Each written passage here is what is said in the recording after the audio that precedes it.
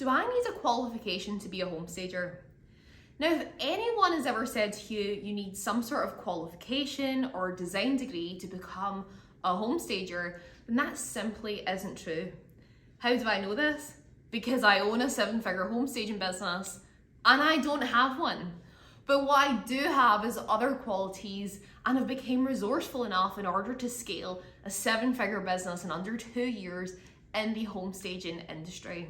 All you need is 3 things, and in this video, I'm going to share with you what they are. Let's dive in.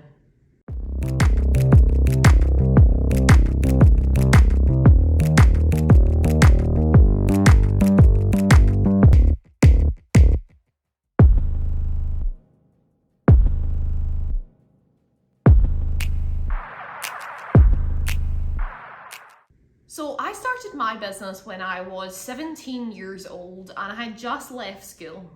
I had qualifications to go on and go to university and study something. However, I chose not to take that route. I chose to launch the business. So when I went to launch my home staging business at 17 years old, not only didn't I have any sort of qualification, I had no degree, I hadn't done any diplomas, and I literally had no life experience either. I mean, I was 17 years old. I had never worked for anyone. I had only ever had some hobby businesses on the side in my teens. I had literally nada, nothing, meaning that if I can do this, you most certainly can too. But being a resourceful individual like I am, I actually worked out what are the things that I can leverage in order to get clients and grow this business. So there's 3 things that you need, and in this video we're going to dive into those 3 secret things. Let's do it. Number 1, you need an eye for design. So when anyone ever asks me that qualification question, my answer is always, of course you don't. All you need is basically the raw talent. Now, I had pictured before that maybe you didn't need an eye for design, but when I actually went to hire some of my team members to take on staging installations, it wasn't exactly part of my criteria. And what ended up happening was I'd taken on these team members, they couldn't actually visualize the space and how to stage it, and it all kind of crumbled unless I was there. So I did realize in that moment, you 100% need an eye for design in order to do this.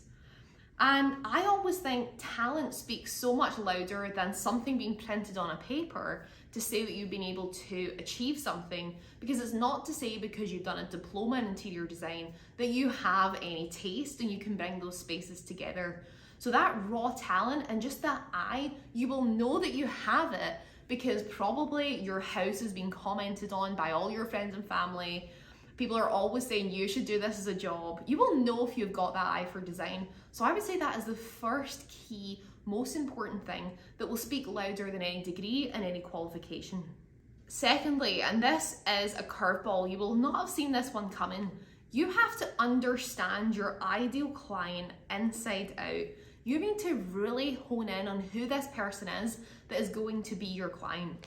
I actually heard one of my most favorite sayings in the world, and what it is if you can understand and communicate your ideal client's pain points clearly enough, they will automatically assume that you have the solution to their problem.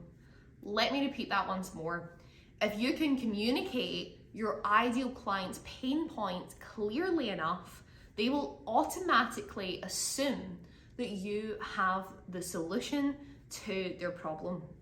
Basically what this means is if we can get clear enough on what our client is currently struggling with and explain that back to them, they will want to work with us. Because I always call this the "you're in my head" effect.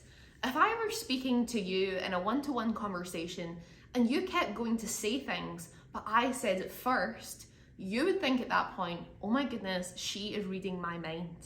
If we can say these things to our clients, all of their worries, all of their concerns about staging their property, then they are going to think this girl, this guy, knows what they're talking about, and I personally believe they are the person who can solve this issue for me. So this is when we get really honed in. What is their language? What language are they using? What are some of their objections? Because if I'm in a conversation with a client and they're thinking, maybe I could just do it myself, I don't need a company like yours, then I can counteract that argument. I can say, hey client, I know that you're thinking you can do this yourself, but if you actually thought about point A, B, and C, it would take you 2 weeks. It would cost you more money. What are you gonna do with the furniture after the property sells? I am much more likely to get that sale, and they can see I'm knowledgeable and have expertise in this subject. Now, before I explain the last one, why don't you go down and click that button that says subscribe, because you're here because you want to be a home stager, and all of our trainings are going to teach you on how to build a successful home staging business. So go click that button before I reveal number 3. The third point, and one that I think is very woo-woo, is confidence. Just saying that is very simple, isn't it? You need to go in with confidence. And I hate when there's these big sort of statements like that, but not really any substance behind how to get confident. Now, the only way to get confident, and this is explained best, I would say, by Brendan Burchard, he's actually created the confidence competence cycle. Now, what this means is the more competent you are in a subject, the more confident you'll become. The more confident you are, the more competent you will become again, and it goes round in a circle, in a cycle. Now, another word for competence, I would say, and how to gain that, is by taking action. The more action you take, the more confident you'll become, and the more confident you feel, the more action you'll take, right? So in terms of what action is it that you should be taking to become very confident in the home staging space, there's a few things that you can do.